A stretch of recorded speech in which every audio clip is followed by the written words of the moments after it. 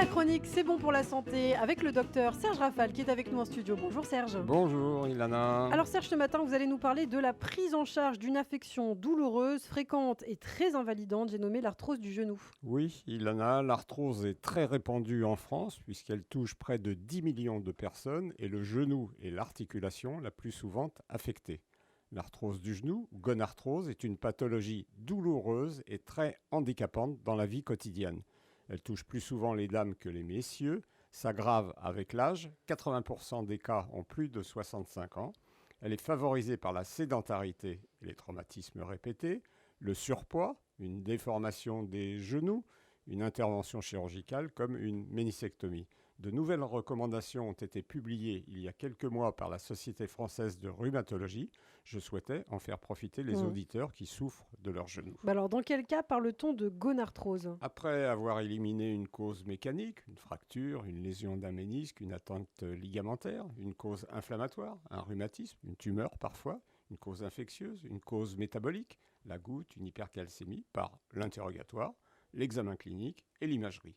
Celle-ci confirme le diagnostic d'arthrose du genou en montrant un pincement de l'interligne traduisant l'amincissement du cartilage amortisseur. Alors, quels sont les grands principes du traitement ?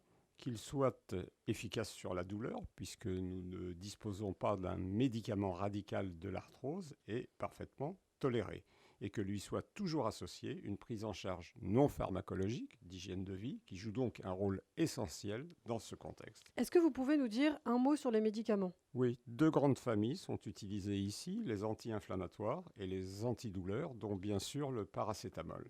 Les anti-inflammatoires, qu'ils soient locaux ou oraux, constituent surtout lors des poussées la base des traitements.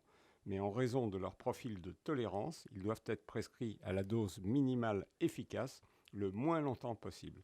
Quant au paracétamol, c'est comme pour les antibiotiques, il ne doit pas être automatique, d'autant qu'il est en réalité assez peu efficace ici et potentiellement toxique au long cours, avec un risque hépatique au-dessus de 3 grammes par jour. Et les infiltrations dans le genou ?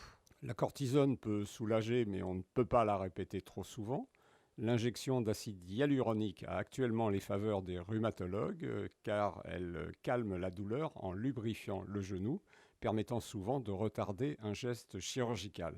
Mais elle n'a aucun effet de construction ou de renouvellement du cartilage.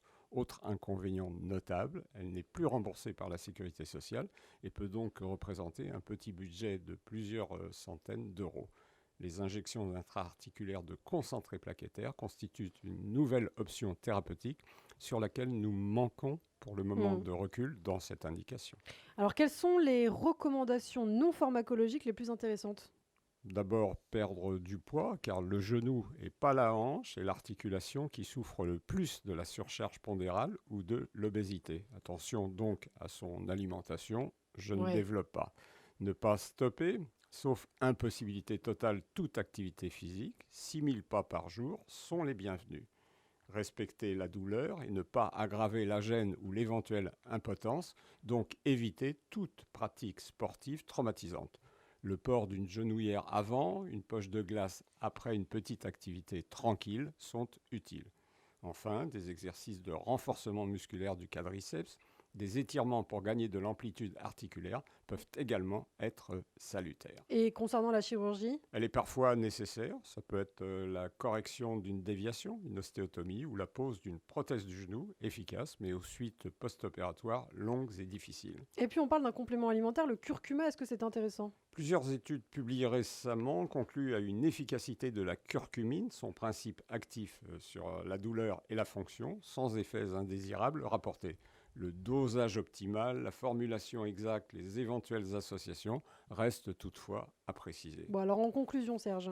On dit qu'il vaut mieux vivre debout que mourir à genoux. C'est encore plus vrai quand on souffre de gonarthrose. Merci beaucoup, Serge Rafal, le docteur de radiologie, qu'on a le plaisir de retrouver demain matin sur cette antenne.